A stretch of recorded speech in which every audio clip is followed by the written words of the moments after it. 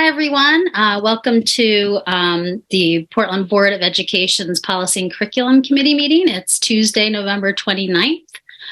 We're starting at 6:03. My name is Aura Russell-Better, and I'm the District 4 School Board Rep and chairing this committee.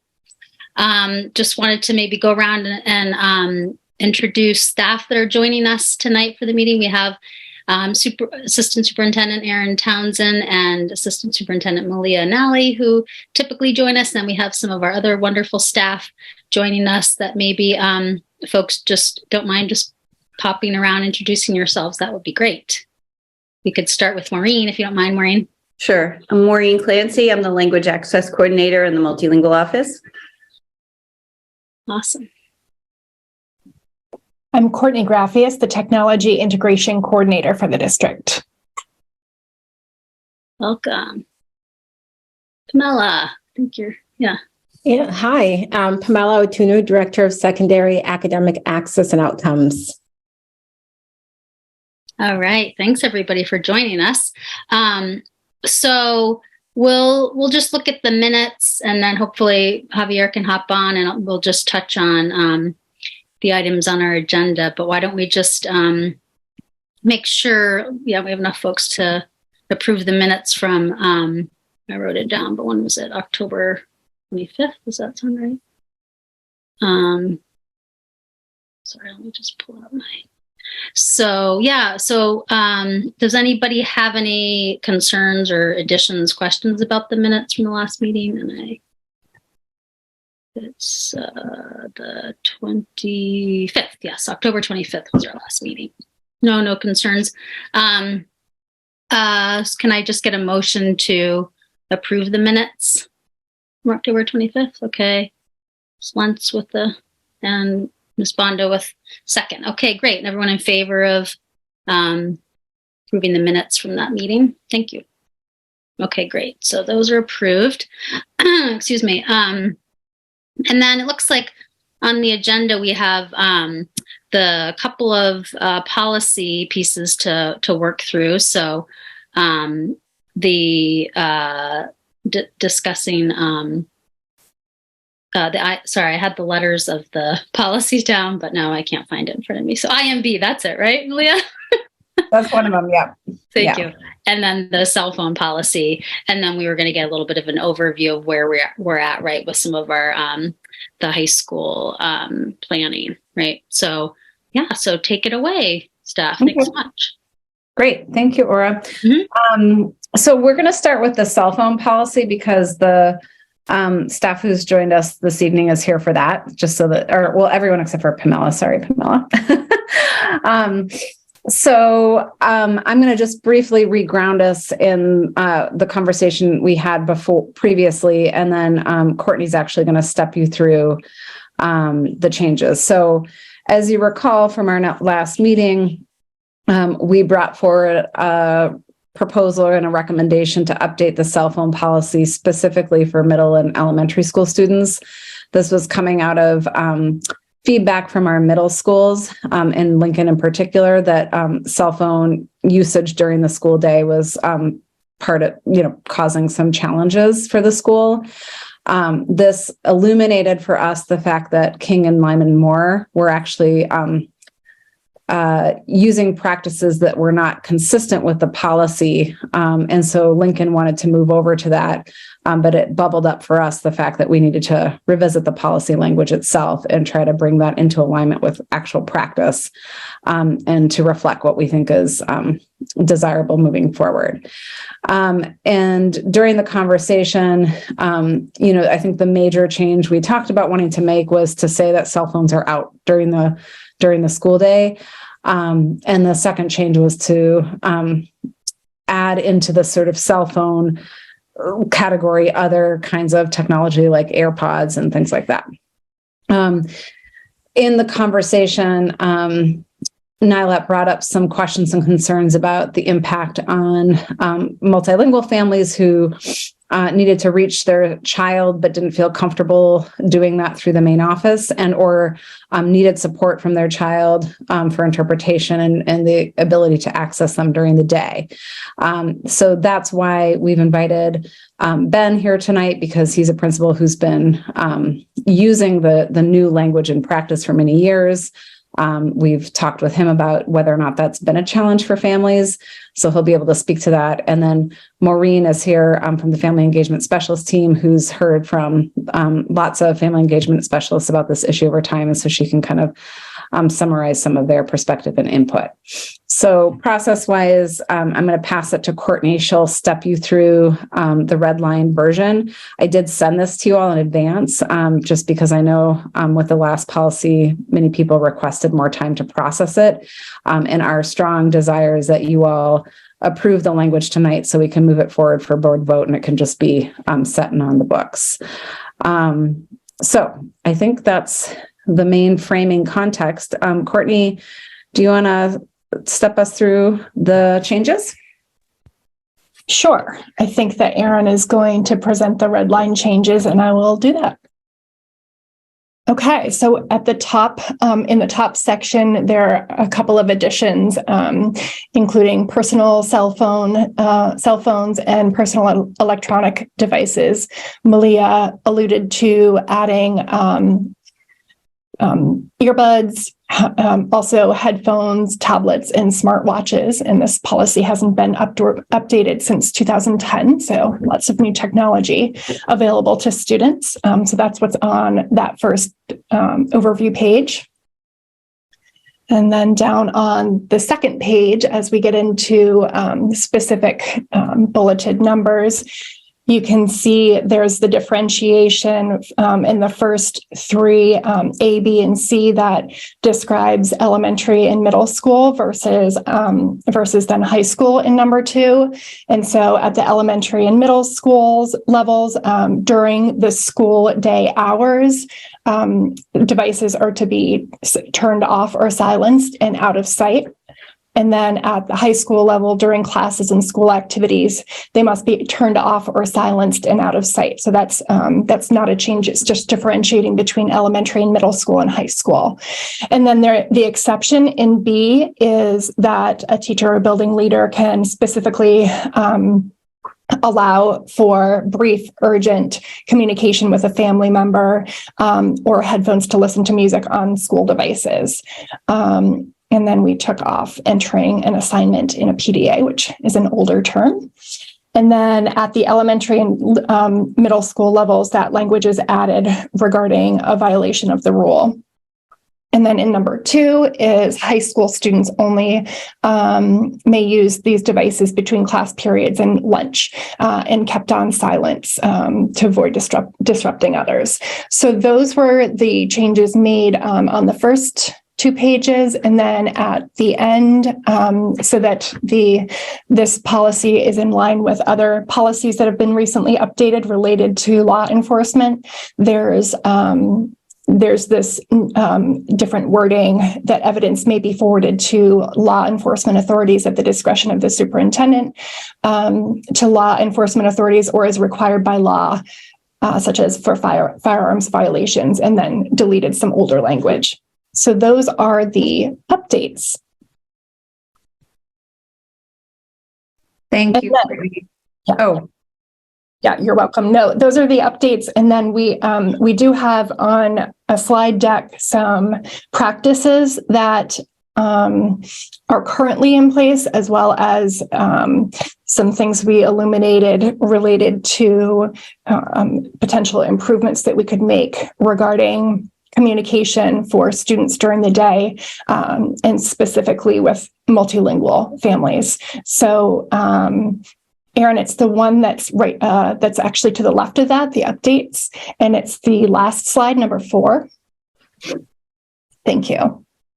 And so here are some overview practices for parent and guardians and student communication during the day that are in place at Lyman Moore, as well as King, and Ben will be able to describe even more, that families can call the office with a message, that there can be accommodations made for interpretations. And this is one that we have Reach My Teach in place now, as well as the language line. But with some of our newer staff, it seems like now would be a good time to do some additional training related to the language line and Reach My Teach. And then also with adult permission, students are allowed to use their personal cell phone or school phone to briefly communicate with a family member.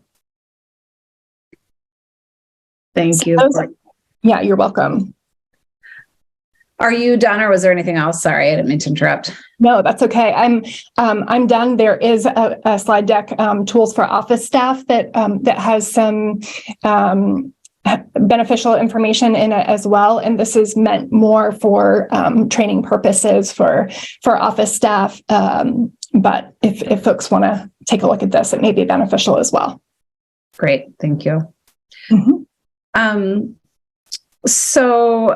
Or I'm thinking that it could be helpful just to hear a little bit from Ben and Maureen about their experience, so you all have kind of all of our context setting, and then we can see if folks have any questions, and ultimately then feedback, so we can make any final tweaks and hopefully get the committee to approve to advance this to the full board.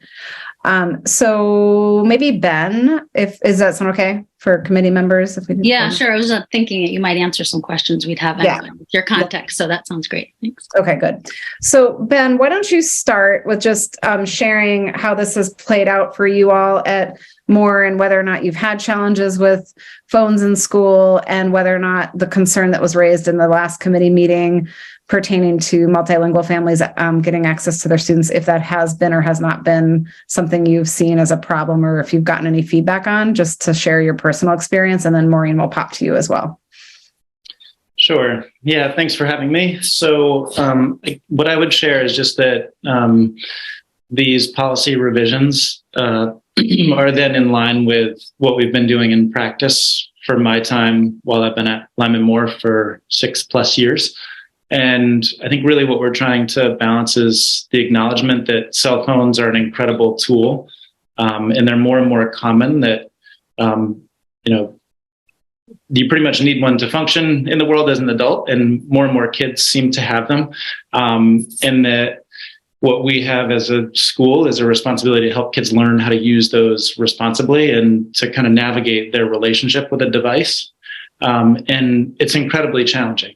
So even for us as adults, I think we start by recognizing that for us, it can be hard to navigate and manage our own relationships with our devices. So expecting 11 to 14-year-olds to be able to kind of tune in and tune out and be able to do that is something that we're really aware of. We're also aware of the equity implications of the cell phones that kids do or don't have, or the devices that kids do or don't have. So years ago, we clarified that the request was that they were off and away during the day, but that we would make accommodations if and when a kid felt like they needed it, or if and when they were contacted in some way. So that's just a nod to trying to help kids learn to manage them, and to engage them in some meaningful conversation about what is a reasonable time to use it, and how would you use it, and how would you manage that, and how it impacts or doesn't impact your learning. So all through a teaching lens, all through trying to develop relationships with kids and families, and to be able to use those devices appropriately to stay in contact, because that's what they're really great for. So I would say in practice, that's been smooth the vast majority of the time.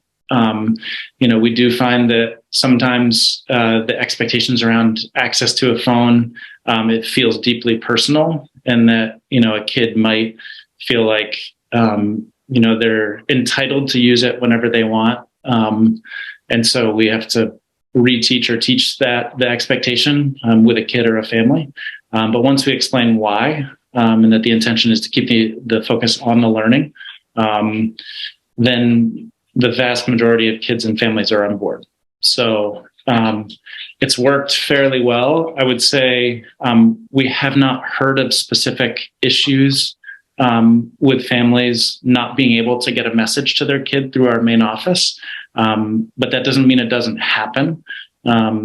I think what Courtney shared as some tools for families to be communicating with us and us communicating with families, I think it's an area where we could always get better. And sometimes, unfortunately, we don't know if there's a barrier that is existing in this type of way. But we pride ourselves on being able to get messages to kids quickly if there's anything urgent that a family wants to communicate. So office staff on the phone, picking up the phone and working to communicate with families and get messages to kids. We have adults who are committed to that. So that's a little bit of what's happening. And I think it runs fairly parallel at the other middle schools from conversations with them. And I think this is cell phone use with kids ebbs and flows. There seem to be explosions of kids wanting to use them for various different things. And then that means that we need to spend some time reteaching or teaching or explaining the why of how we approach this and why we take this approach. And then it makes sense to most kids when they realize it's not just a rule for rule's sake. So it's worked pretty well. Thanks, Ben. Appreciate that. And then Maureen, maybe you can just speak to, like I said, Nyla brought up a concern about multilingual families specifically. And I think you had some perspective on that from yourself and from the team you work with. Sure. I surveyed my team at our last meeting just to confirm what I'd heard from them before. And, overall, their feeling was that kids should abide by the rules of the school and they shouldn't be using their cell phones in school anyways. So they were all for the policy of not having cell phones accessible during school. And that for the most part, the reason that they would need to reach their children is if there was some change in an after school policy or who might be meeting them at home. So as long as at some point towards the end of the day, the kid could check their phone, then they would be perfectly content with that. And if there was an emergency, they would use the school phone number, or they would call one of my staff and those staff members would reach out to the school. So they didn't feel like their families would have a problem with that. Probably less of our kids in the lower grades have phones anyways. So they were pretty happy with that. And I think it is a good opportunity to remind office staff how to service our families who don't speak English as a primary language and make sure they know that there are tools available to them. So any family who calls, there's a way to respond and get their message across. Thanks, Maureen. So I think appreciate Courtney and Ben and Maureen all for your thoughtful contributions and help to advance this. So I think maybe we could take clarifying questions just to make sure folks if there's anything that you're confused about. And then once we're all clear, we'll see if there's any feedback. Yes, thank you very much, Courtney and Maureen. And then, Mickey, is it okay if because there was a question about something Maureen just said, and then we can go to your question. Thank you. I think, Maureen, I wanted to just touch on something that I know Nyla had shared as reasoning around her bringing up this concern.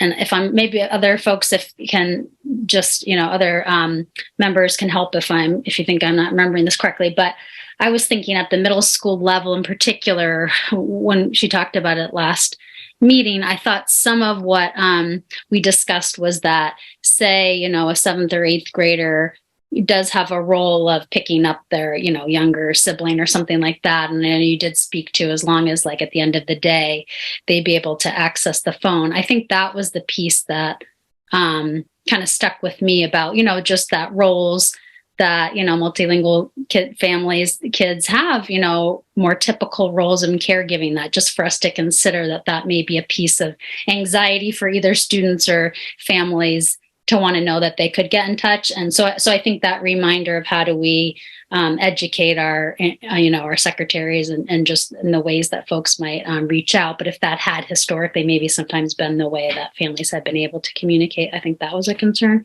So, so I don't know if there's any other thinking around that, but I'll just say that I think the piece in the policy where, exceptions can be made if a student has a reason, that feels to me like that helps with that issue. And also maybe just knowing that piece you said, Maureen, like if there was something at the end of the day, if a call had come in, or just that families could know that there was an opportunity if a child had not responsibility for, their sibling or something. So I guess that's where my mind went with. I don't know if you have any thoughts about that, Maureen, or. You're on mute, Maureen. Sorry. I think that for the most part, families are going to let kids know at the beginning of the day unless something strange happens. And I know if it was my middle schooler and it wasn't typical that he had to pick up his younger sibling, I would send him a reminder and make sure that he saw it by the end of the day. Mm-hmm. And so I think as long as kids feel comfortable saying to one of their teachers or their crew member, like, I just need to check my phone because my mom's going to let me know if I need to do something today. So as long as we make sure kids know that and we can message that to them, that if there's a need that they can do that. And of course, we know that they may use that as an excuse at some point, but. Yeah. Thank you. And I think that's a follow-up point that we know that, we're trying to improve those numbers of the relational piece, right? And there's work to be done. And that is, I know Mr. Donaldson recently shared some surveys that you've done, right? So we know we're working, but I also want to have that piece of it. Like we want to know that we're letting students know and staff know that this is something we're working on. So students do feel comfortable, right? That they feel comfortable that maybe this has been historically a rule, but that we're saying we want you to be able to speak up if you, feel that there's an issue that you really at the end of the day need to, And it's important for parents to know how to call the school too.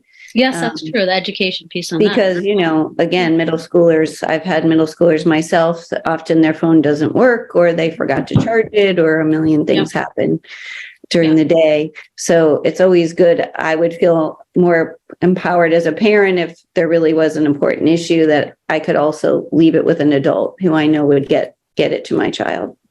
Yeah. Okay. So I think my takeaway is partly like I would say I personally feel good about what you shared, Maureen, and language pieces in there. And I just would say like the additional piece for me is like, what's the education piece for both students, families, and staff, upon implementation of that. So I guess that's just my maybe, request for some like, follow up,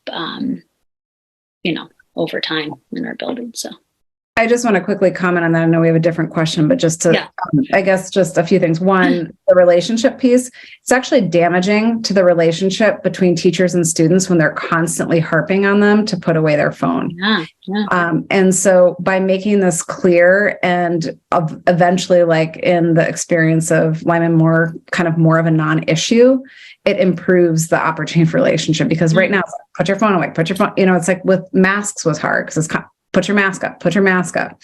So I just want to sort of name that I actually think this helps eliminate another thing that teachers have to be sort of harping on because it's just a common expectation.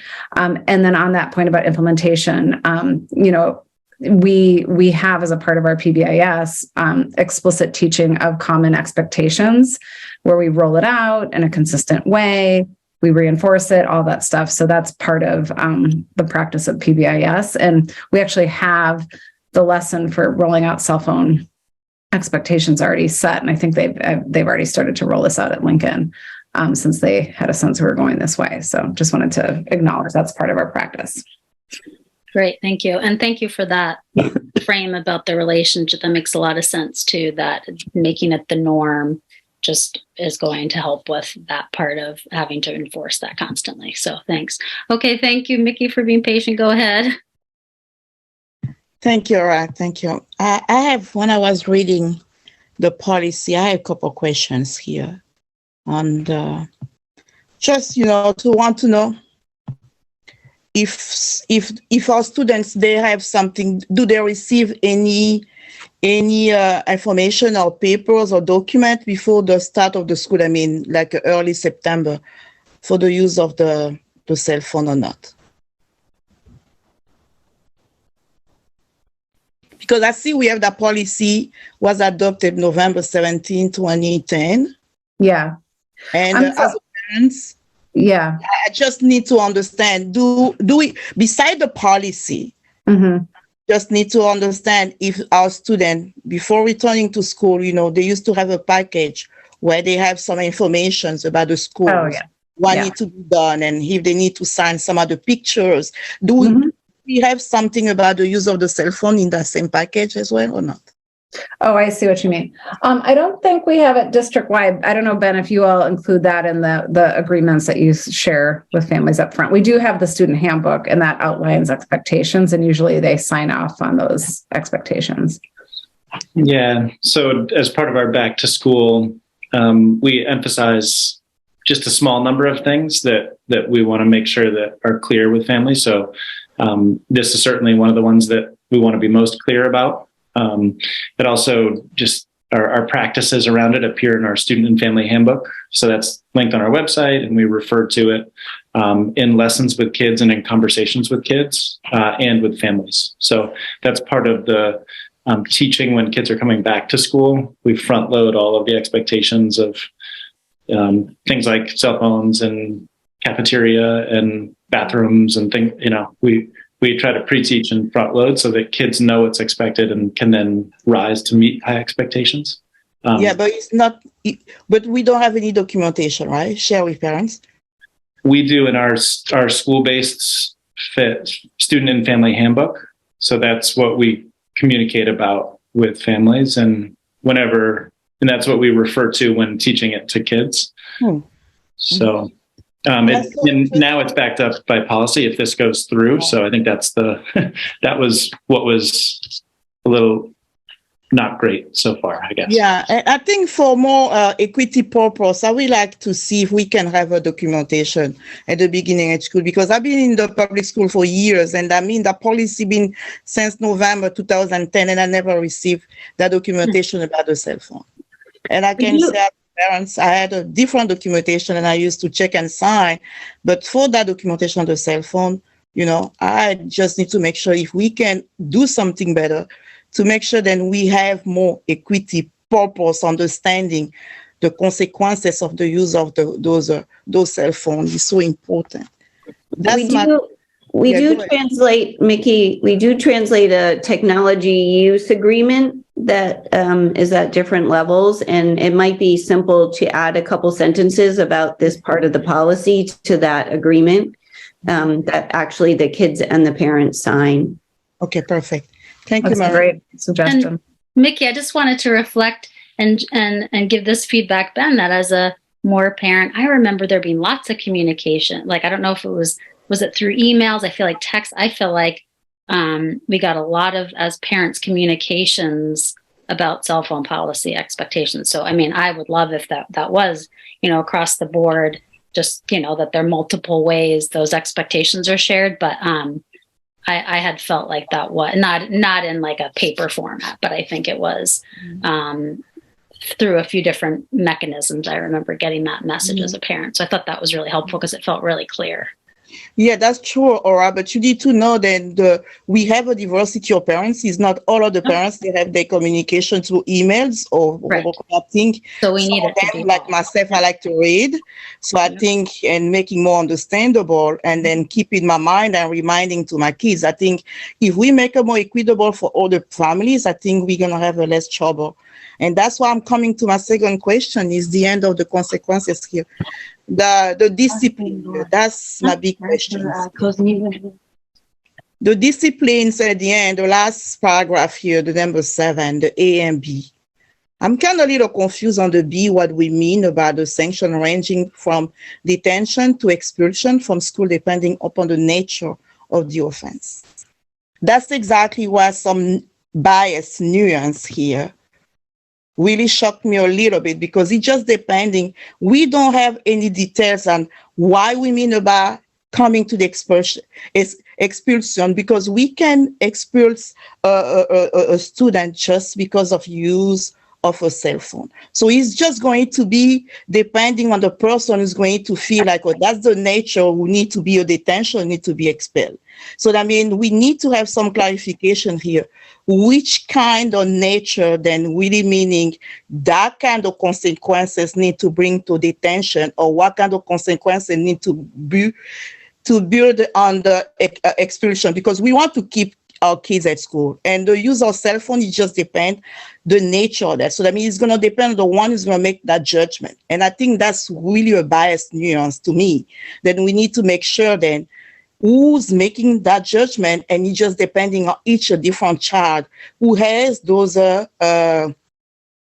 possibility to use the cell phone, who don't use the cell phone. So this is why I'm standing here. When I was reading, I stand here, and I feel like it's going to be difficult for me to support this policy when we don't have a clear language about the sanction, because that's so extreme on the expulsion for a cell phone. It just depends on the person who decide that offense need to be going to that level.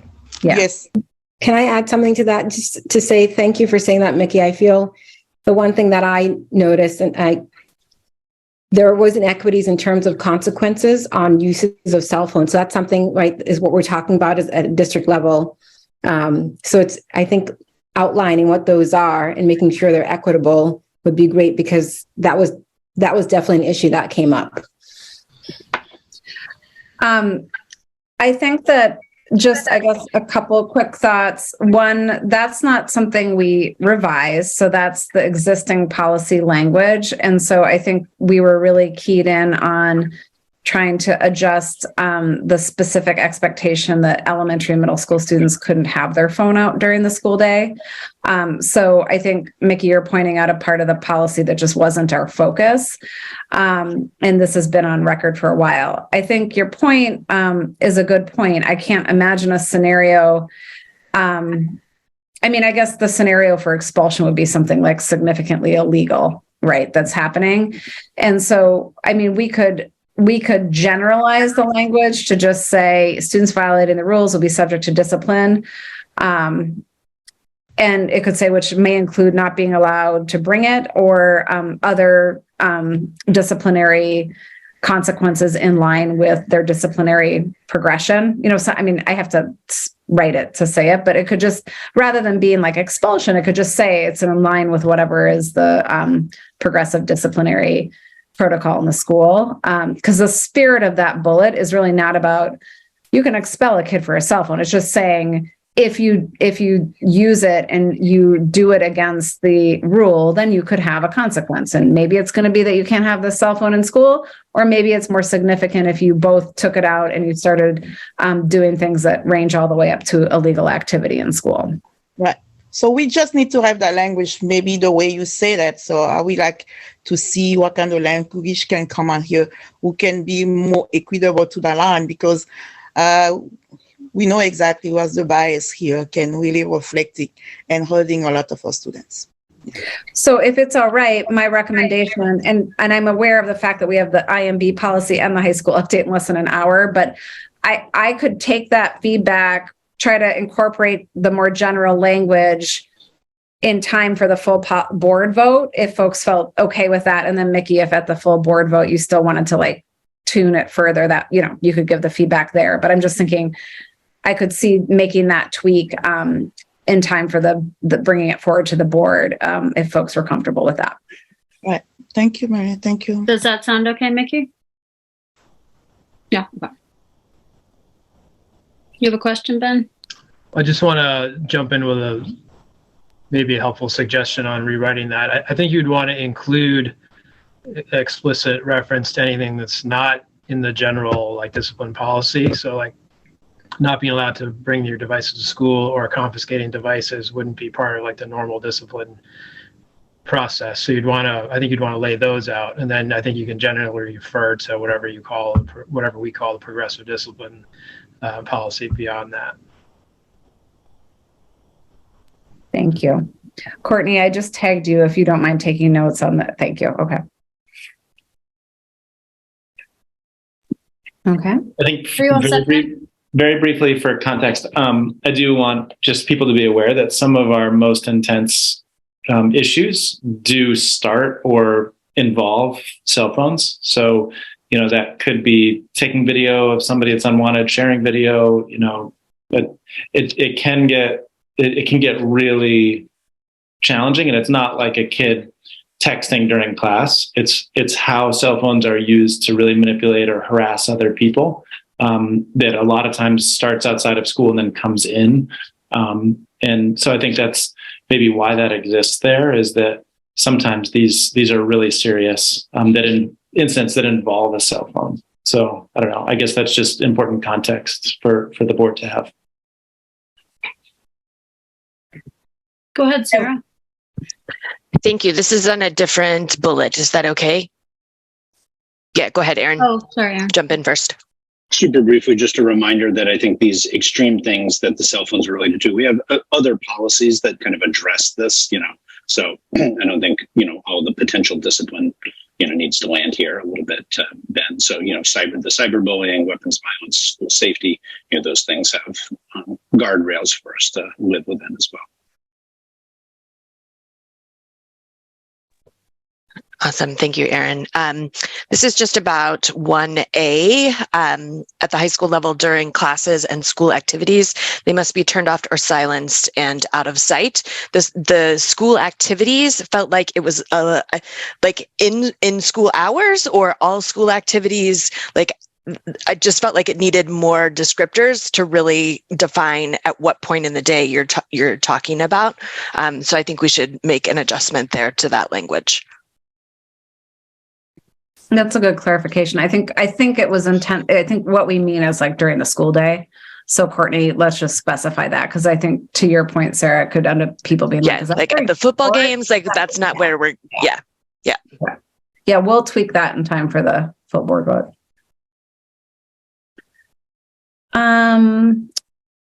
Okay. I'm aware of our timing. I don't know if there's anything.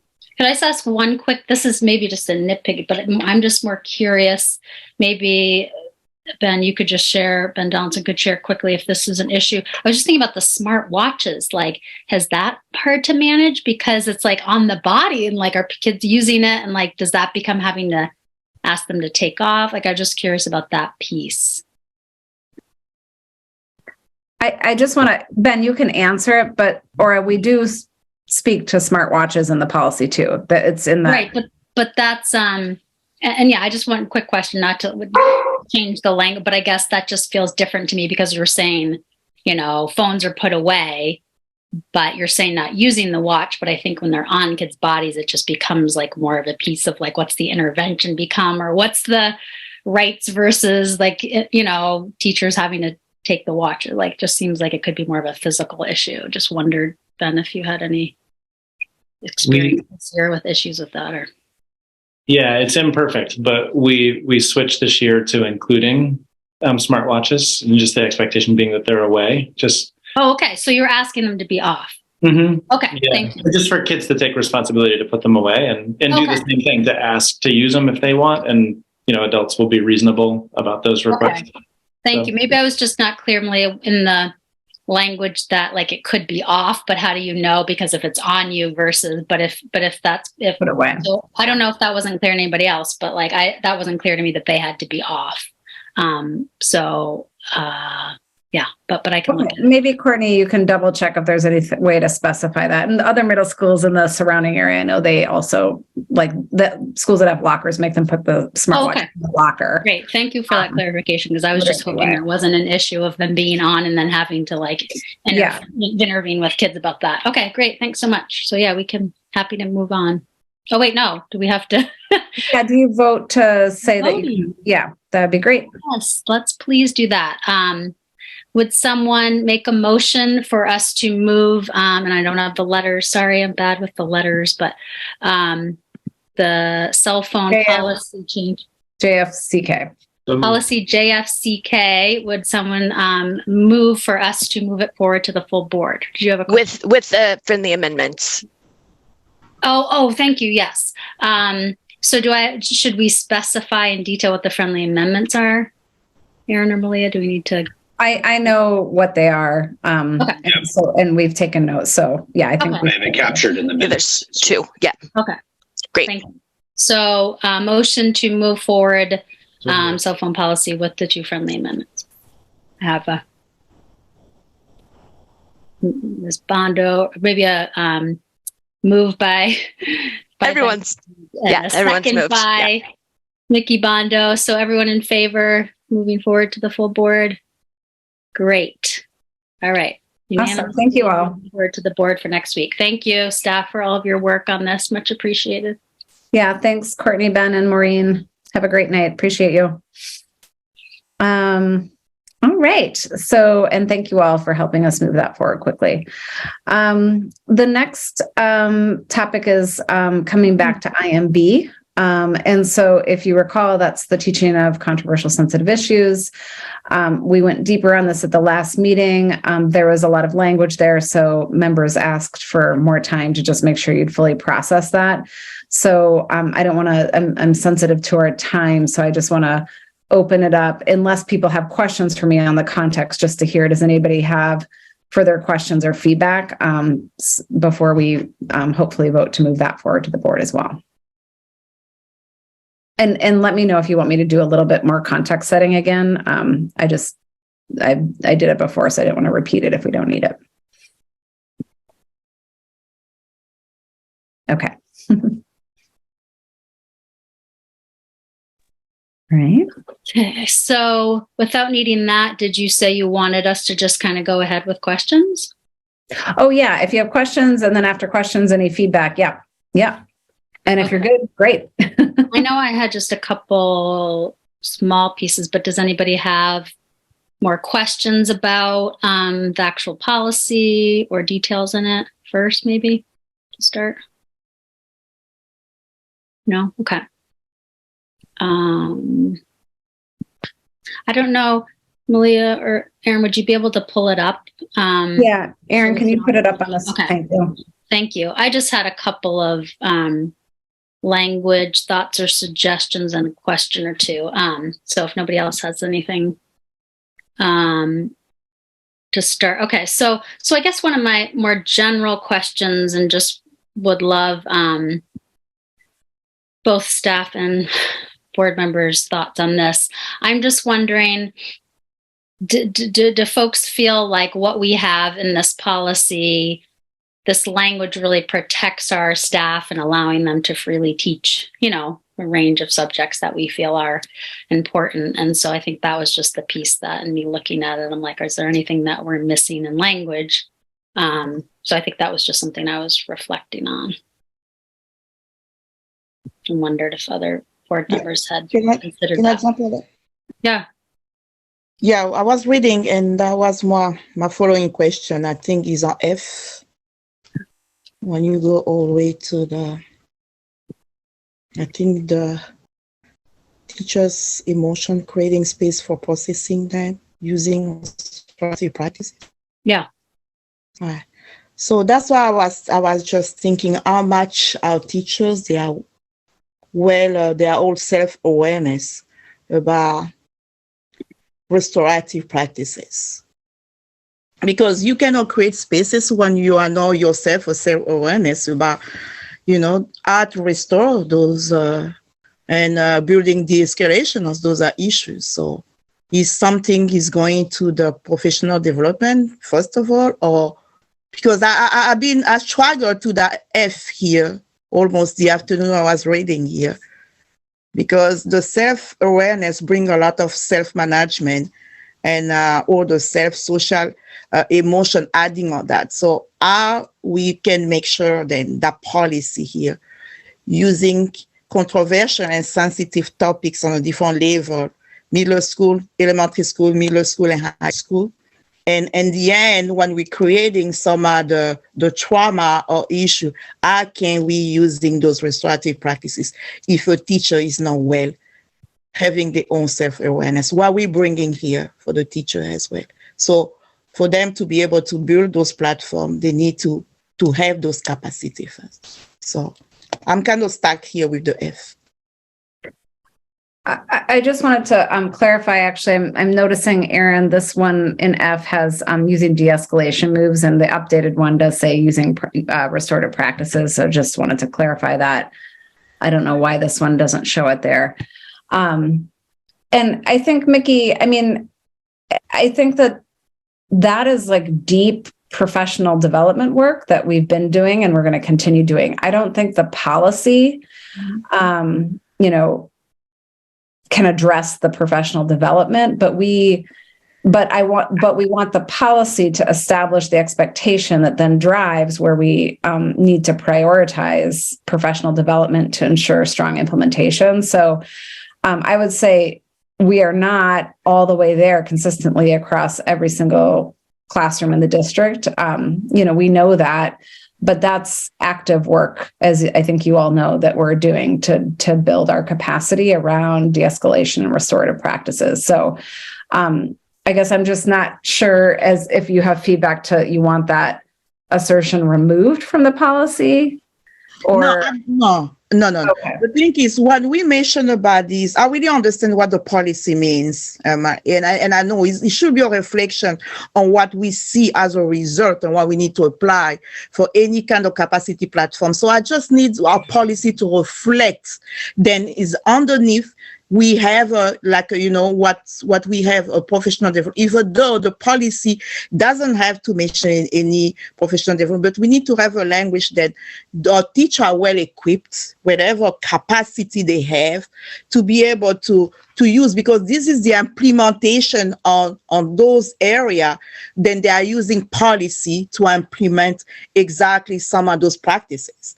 So if they don't have, like you just mentioned, I know they may have some deeper professional development around that specific area. I'm totally agree with that. So I just want to make sure then is reflecting here. The language can be a little tricky here, because if I come and I start reading your policy without knowing, then on the side they have a professional development really specific to the social, emotional, trauma informed. Your policies, we're gonna have a really hard time to implement some of those languages here. And then the policy is just going to be there, but not the implementation on the concrete aspects of what we're supposed to do. Because the controversial and sensitive issue here, that's a large topic, is hurting people. So that means we're building some of those areas here, making sure that we have a capacity for teachers to be able to use those language to the policy for implementation. That's what I meant. Mm-hmm. Yeah. I wonder, Malia, does it make sense at all, just in thinking of what Mickey's sharing? I don't know if this language is appropriate in a policy, but I'm just wondering in that, because I have some of those same concerns that Mickey shared, like in that effort, G, is there some way to say, with opportunity for training? Because I think it does kind of make an assumption that staff have some of those skills that you're saying we're working towards. And of course, that's the goal for staff to have those skills, but we know that some are, more trained in than others. So I don't know if that's appropriate to put, but it just seems to me like something that references, teachers doing these de-escalation. I know now it says restorative practices, but, with some mentioning of opportunity for training. So I don't know if that's I guess I think there's throughout this and many of our policies, implementation can vary based on the efficacy of the teacher in that area. So I guess I just feel like we could make reference to the need for a differentiated PD for pretty much any policy we have. I mean, look at our discipline policies. So for me, I guess I don't know. And we do actually speak to PD and the equity policy where we acknowledge that is an expectation on the district. But otherwise, I guess for me, it just feels a little bit from a consistency perspective for the role of the policy. This is asserting our expectation, but that it's not saying that in order to reach this expectation, the policy does the job. Then it's our work as staff to figure out, if we're not able to implement this and meet this expectation, then what's needed? Is it PD or is it who we're hiring? I mean, there's a variety of things that might, be the right move to address a gap between what this is asserting we should be doing and what we're actually doing. So I totally agree PD is needed for many of these practices.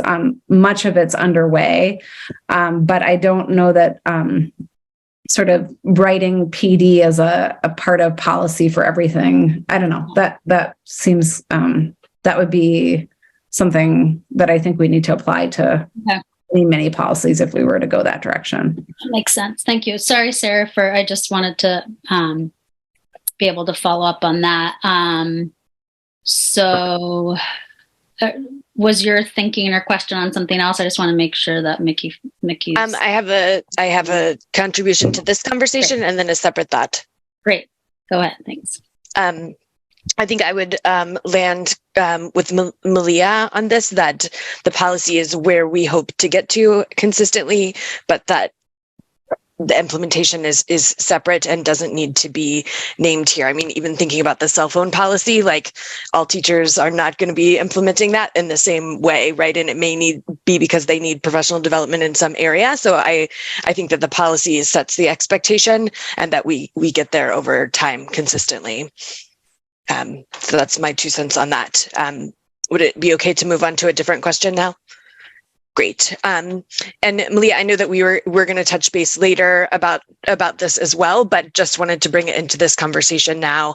I think on C, on the second page, the teacher communicates proactively with students, parents, and administrators on what issues will be studied.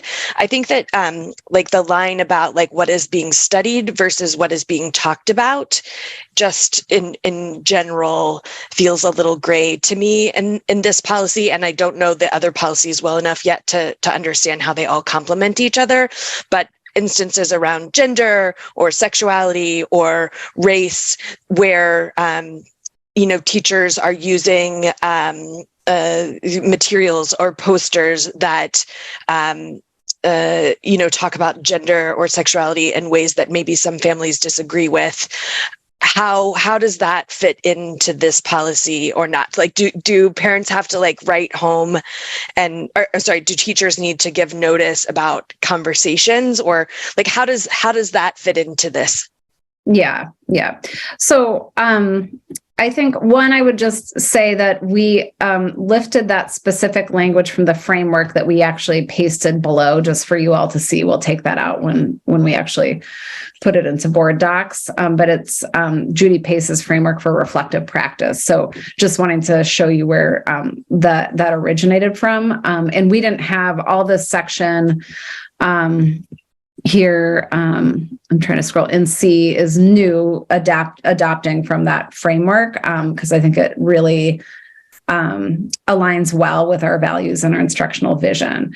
As far as the sort of what does it mean, or like how does this apply, I think that the language of on what issues will be studied is helpful, because it's not anything that is going to come up and be talked about. So this is really more at the like curriculum level. So, and it's like a social studies teacher is going to share with parents, here's the unit coming up, or here's my syllabus. When we teach body safety and those topics in 4th and 5th grade, we have a letter that we send home to tell families we're going to teach about health and bodies and those topics. And so parents have that heads up. So it wouldn't be like, I'm a teacher and I'm going to post this poster. It's more like, here's my syllabus, or here's the unit coming up, or here's the curriculum that we use. It's really at that level. And that's where I think the language of will be studied is helpful, because it really speaks more to that concept of curriculum than, any topic that may or may not come up in organic dialogue in the classroom. I don't know if that clarifies, Sarah, but yes, that's helpful. And I just kind of like watching what has going on across the country where schools have been, asked to take down posters about gender or sexuality. Just thinking about, it sounds like that this does not cover that. This policy is not okay.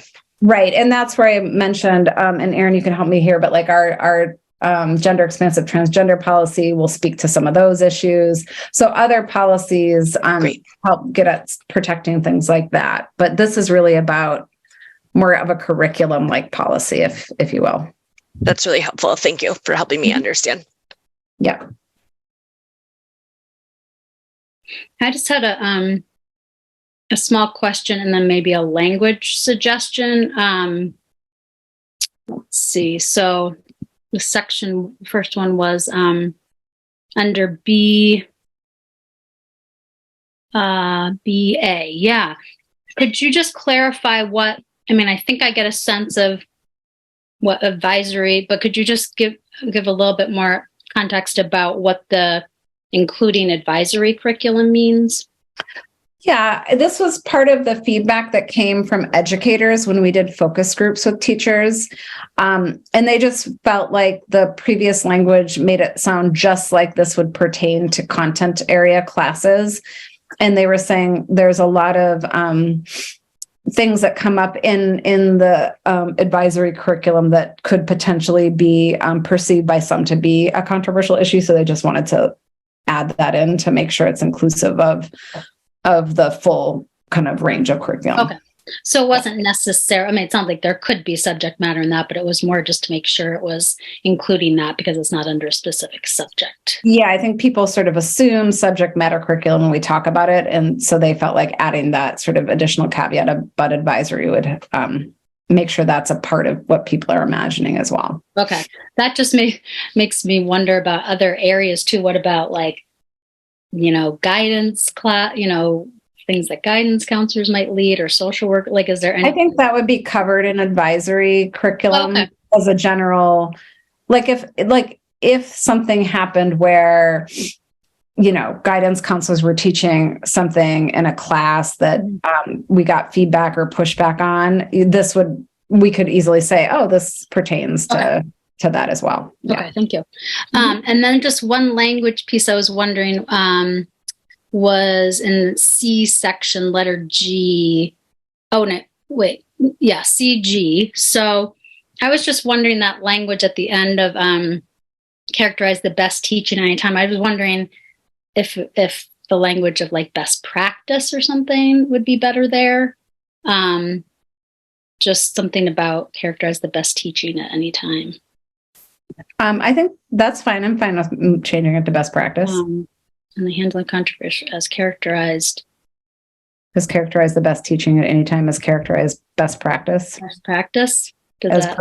Landed for me better because I guess best teaching sounds more subjective than, best practice that we're looking at, what are the, models that we want to follow for practice. So that was why if everybody feels that that's an acceptable language shift. I'm fine with, I'm looking at it right now. Yeah. So if somebody was about to jump in, but there was historic language that said something like that. And so I just adopted that and added in the trauma sensitive, but I personally, I feel like it's the same concept. So if it reads better, oh, you mean where we were getting the language in G, it said. Yeah. So if you look up at C, yeah, at the very top, the teacher employs the same methods in handling controversial issues as characterize the best teaching at any time. So I just drew that. Erin, can you see that right there at the top C in the headline? Oh, yeah. That's lined out. Because it was crossed out. I was looking at that. Gotcha. Okay. So that's where that language came from, because if you look down in the framework for reflective practice, I actually don't think this called out trauma sensitive practices explicitly. And so we were adopting the framework from Judy Pace, but then we were also, a point of feedback from teachers was to make sure to name trauma sensitive practices explicitly. Well, I feel like I should defer to the educators in the meeting, the group here. Like, if the best teaching language is fine, then it was more just that to me, that just sounded really subjective. Like, what does best teaching mean? But I don't know what the best language that's the most, up to date and professional for, like, what, I think we can change it to as characterized best as the teacher employs the same trauma sensitive methods in the handling of controversial issues, or we could just say the teacher employs trauma sensitive methods in the handling of controversial issues. Why don't we just do that? Yeah. Okay. Aaron, I got it. Okay. Did anybody else have any specific language feedback or just overall questions feedback? Ben does? Okay, go ahead, Ben. It just, is this more in the nature of guidance? I mean, I guess what I'm asking, are there consequences if a teacher doesn't follow this? Like, do they become subject to discipline if, they don't check all these boxes? Well, I think that's an interesting question again, Ben, that's sort of broadly applicable across policies. So I would say that we don't have some like a tight practice of reviewing policies and evaluating teachers vis-a-vis those aspirations. Yep. But the language helps us in a case, align around our common expectation. And then when teachers if a teacher, for example, is like expressly not doing these things and it's a concern for an administrator, this language helps support the administrator with performance management. But we don't have language in here or other policies that I can think of that spells out disciplinary action. If it's people not like a direct line. Let's just based on what's up on the screen now. Let's say someone's not proactive with students and parents about the issue. There's not a direct line to the disciplinary process, right? No. I mean, what would happen is if, like, let's say, this has happened. Like, we've had in the elementary school inconsistent practice with informing parents in advance of the health curriculum. And then parents have gotten upset that the communication doesn't come out. Mm-hmm. They call the principal, they're upset. The principal either owns that themselves, or if that was an expectation they set and the particular teacher just didn't do it, then they would follow up with that teacher and talk to them. And then if the teacher was not receptive to feedback or changing, ultimately that goes into domain 4 in our evaluation system, where we sort of then do progressive discipline. Okay, great. That's helpful. Thank you. Mm-hmm.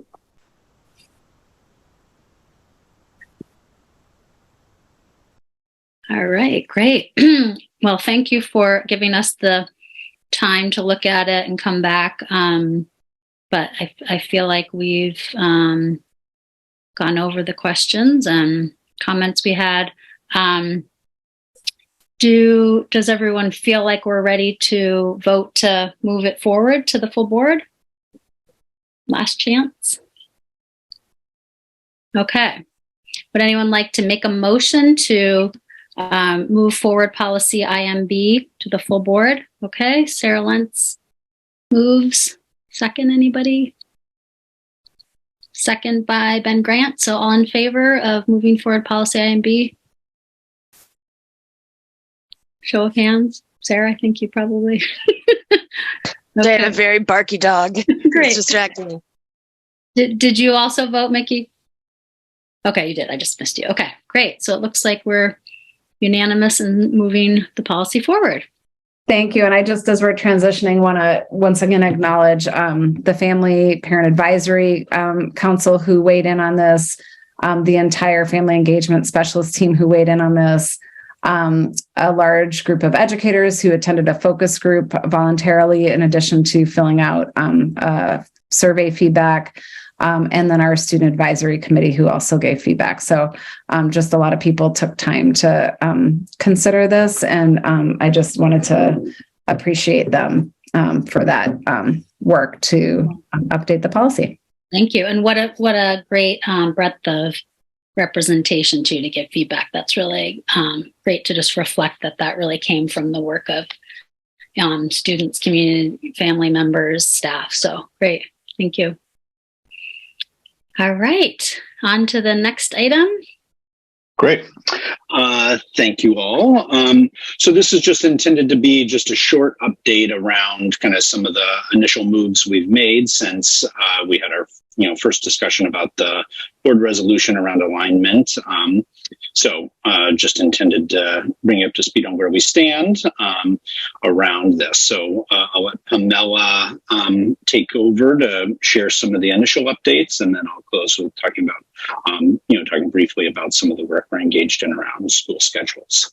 So Pamela, I'll bring up the slide deck here.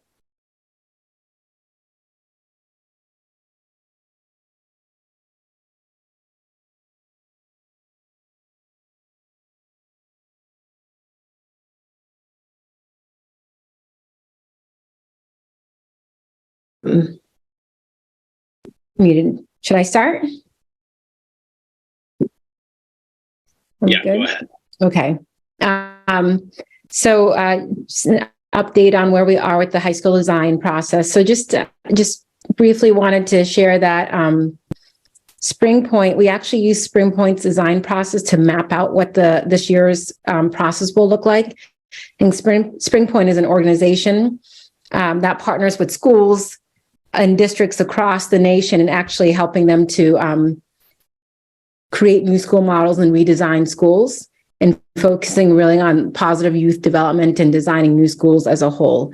So we looked at their design process that they've used with more than 20 high schools across the nation, and mapped out what this year will look like and the next 3 to 5 years as well. So in their guide, really what they recommend and what the process they follow is they go through 3 different phases or categories.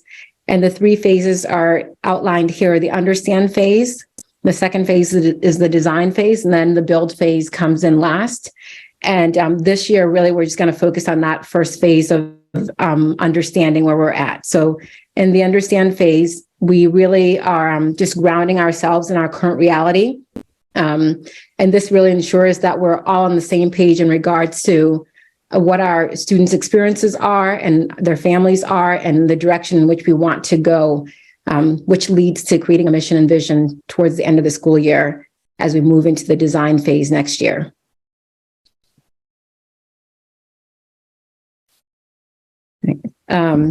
So we launched this work on November 10th, and it was a great turnout. It went really well.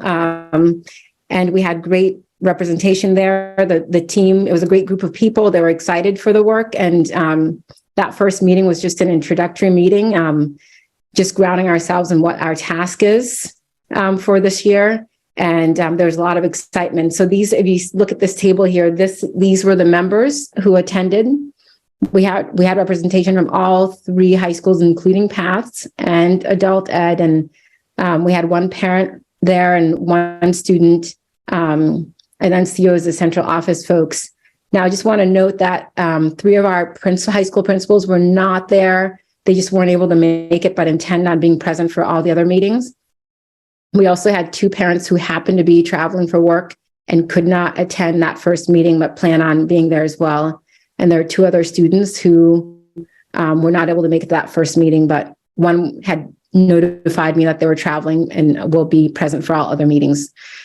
And then the other thing that we noted too was, that we didn't have community partnership. And so that was like a task to look into, like, who do we bring on board to make sure that all stakeholders are represented. And just quick update is that I was able to connect with Matt Dubell, who's the executive director of Portland Connect Ed, and he's really well connected with community partners and organizations, including like SMCC and USM. And he's going to be attending all future design team meetings and really acting as our liaison and reporting back to community partners.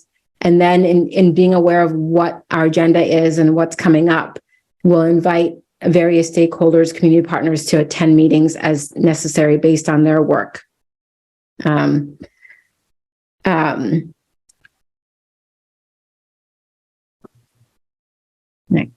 So this is just a quick snapshot here. There was a whole slide with the entire design process for this year, but this is just a quick snapshot of what is framed out for this year in terms of the schedule and the calendar. So November 10th, we had our first meeting. Our next meeting is December 15th.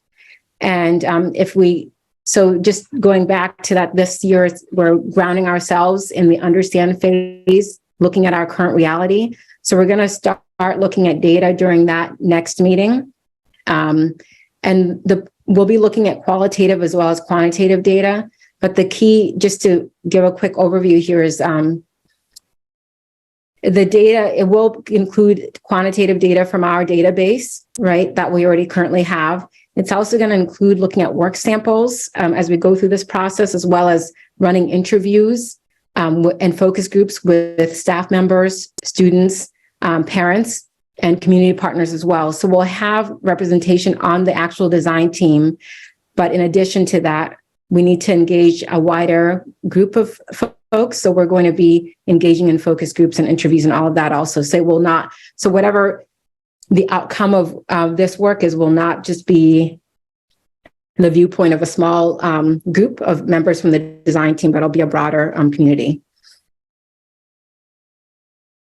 Just landing here too, just really quickly. So the purpose of having this data, if you look down further as we get into March, is that we're going to actually be we'll gather data, and then the result of that is really to create a portfolio of current students. So in a sense, what we're going to be doing is like centering our thoughts on various students, like a diverse representation of students in our schools, to really hone in on what are the needs and expectations and goals and ambitions and dreams of our students, right? So not just one particular group of students, but looking at we've got students, that run the whole gamut and different demographic backgrounds. So we want to make sure whatever we design meets the unique needs of all of our students and families.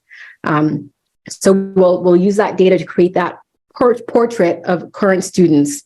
And then having created that, as well as looking at what our portrait of our future students are and what we want our students to have with what qualities we want our students to have as they exit and pursue post-secondary education and other career paths. We'll then use that to create our mission and vision. And our mission and vision coming out of that will be grounded deeply in what we've learned about what our families and our students want and need from us.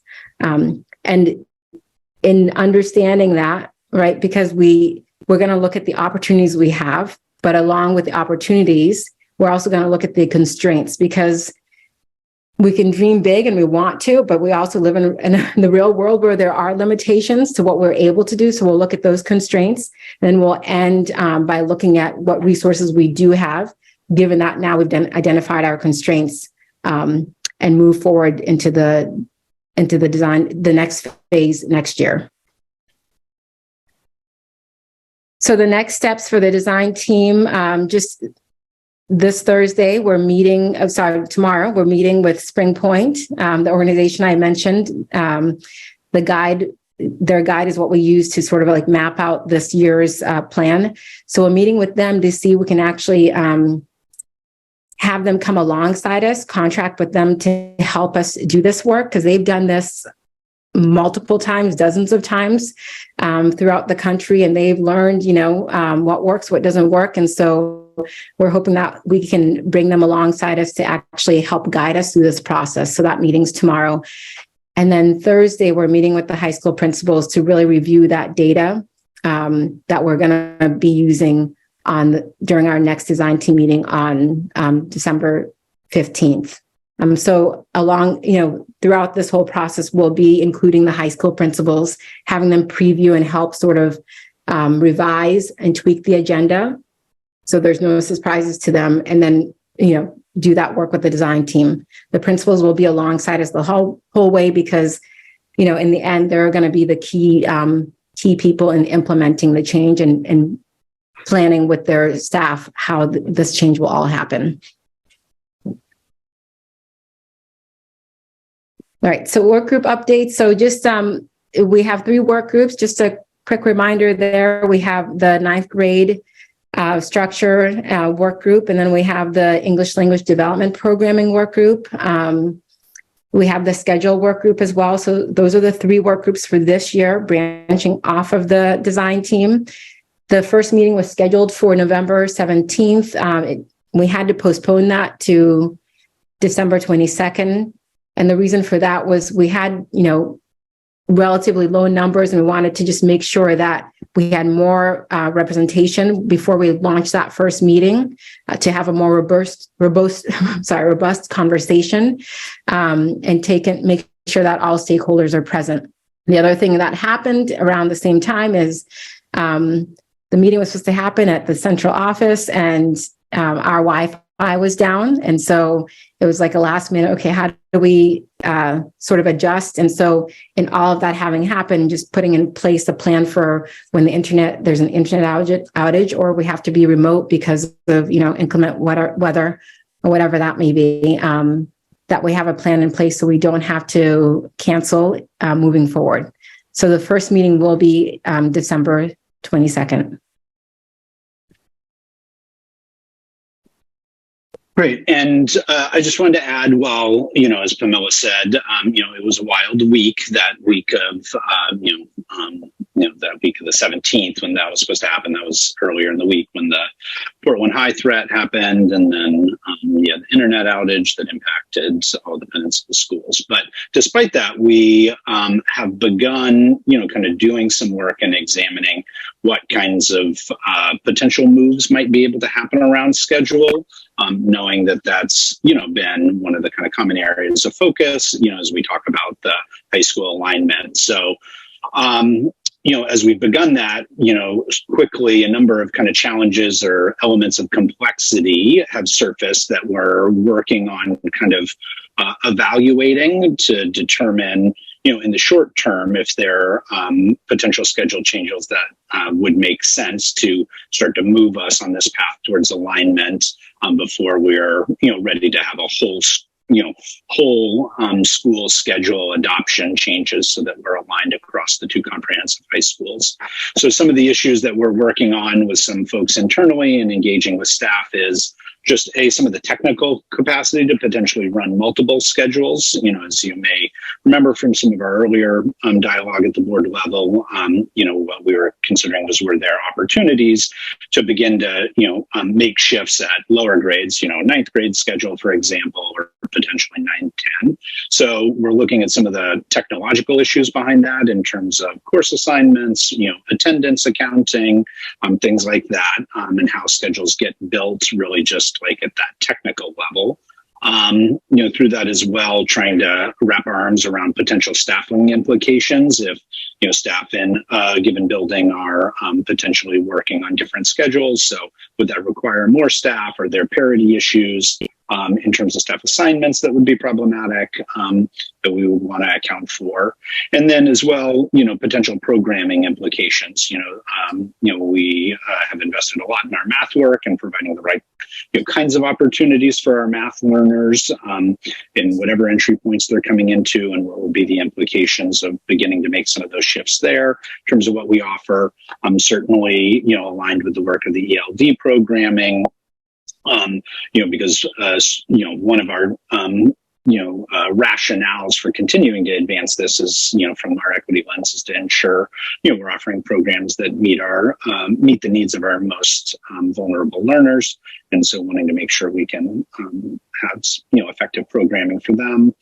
Thing about then also, as we've begun to dig into this, how it might, the implications it might have for either limiting elective offerings, because if we're running on different schedules, would that limit students' availability and choice of electives in world languages, given that those things are certainly part of our kind of value proposition for comprehensive high school. And then, as we knew, there's a lot of staff engagement that kind of goes along with this. So we just wanted to acknowledge that we, have, despite, the postponement of the, the work groups that we've begun some of this work because we know that schedule changes, take time to evaluate and vet. And if we are going to be able to make any shifts for the coming year, we wanted to begin this work. But we're excited to have the work group come together to be able to help with this as they, convene later this month and on into the next year to really begin to fully evaluate, the schedules at both schools in terms of the pros and cons, and what both, might be short-term tweaks that we can make towards the path towards alignment, while the design process plays out, looking to the long term for, the opportunities to have the aligned schedules, per all of our conversations around high school alignment. So just wanted to recognize that because know that that's been, an area of focus. So we're excited about having launched this work and convening some of these groups to kind of get started. There's certainly significantly more work to go. So this is just intended to kind of reflect on having got this work off the ground. Pamela has been doing an awesome job shepherding it along and kind of pulling the pieces together. So much more to go, but we're excited around this and, believe, kind of this work plan as we move forward, and we'll do additional updates, as we get into the spring, but has us on track for kind of our deliverable to this committee at the end of the year of kind of our timeline for, our benchmarks and timeline in terms of continuing down this path towards alignment across our comprehensive high schools. That's it. Thank you.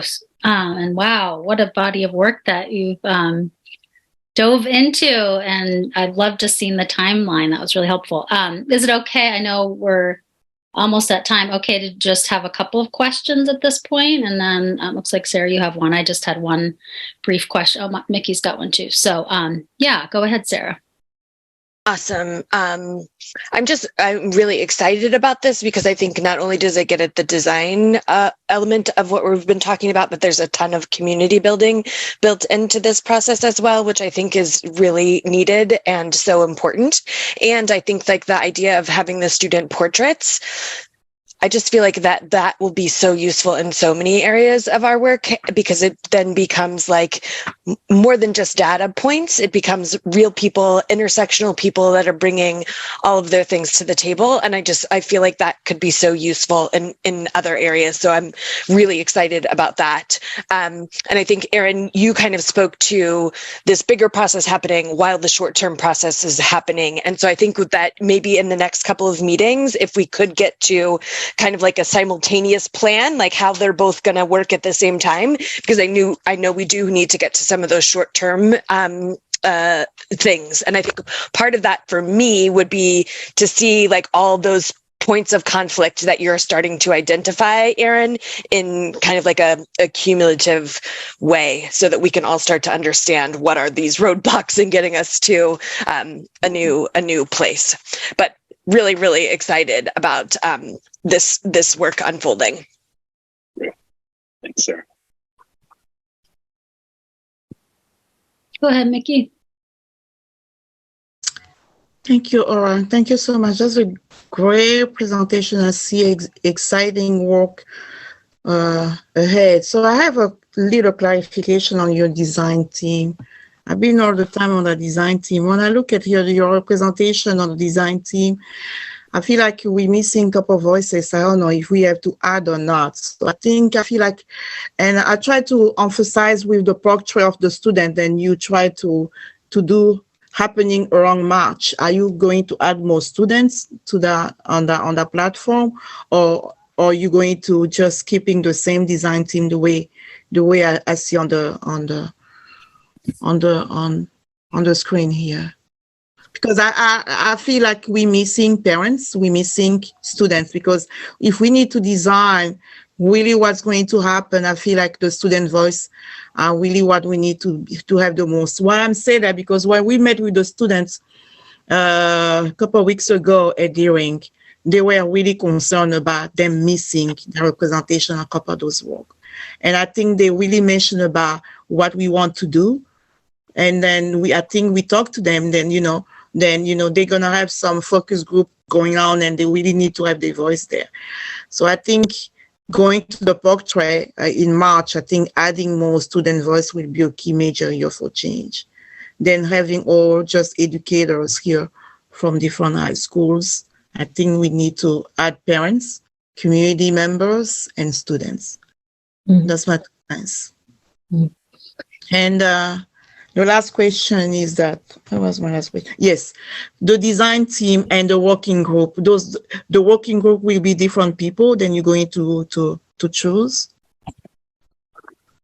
Yeah, and Pamela, you can speak to this more. Generally, yes. We wanted to offer multiple avenues for people to participate, but we do have some key crossover, particularly through both some of us as staff as well as the building principals, to ensure there's kind of communication across, from work groups to the design team and back and forth. All right. Okay. Great. Thank you. I look forward. And just to clarify, those, what was represented there was who was able to make the first meeting. So we have, a couple other students and a couple other parents that'll be core members of the design team. And as Pamela mentioned, there will be structures to gather further student voice and community voice as we move into the phases around the portrait. So if we can just make sure then we have representation for different high schools, that means students for different high schools and parents really representing, the last spectrum of the different school and diversity we have. That would be great. Thank you. Yep. Absolutely.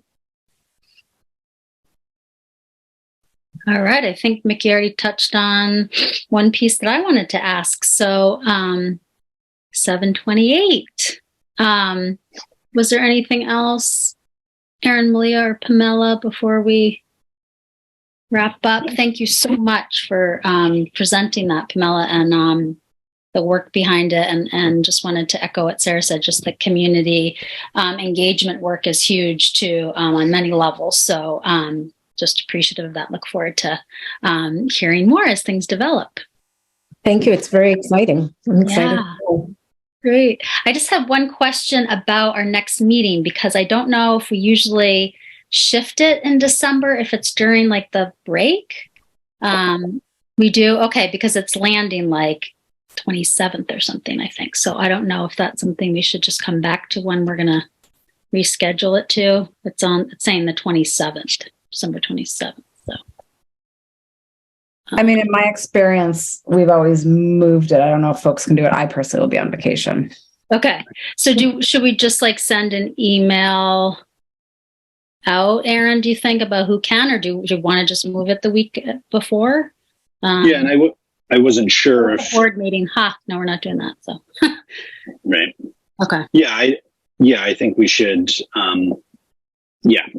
do it electronically. I wasn't sure as well as we move, I know, obviously we have only one board member transition, happening now. So, yeah, but we had also discussed just like, is there flexibility to change the times of meetings too? So maybe it's a good opportunity to just kind of, see what's the best time for everybody to, to keep regularly as we check in about December too. Maybe that's, okay. So to be followed up on about our next meeting.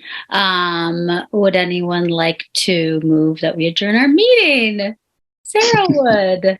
Second by Mickey. All in favor. Great. 7:30 on the dot. Thank you, everybody.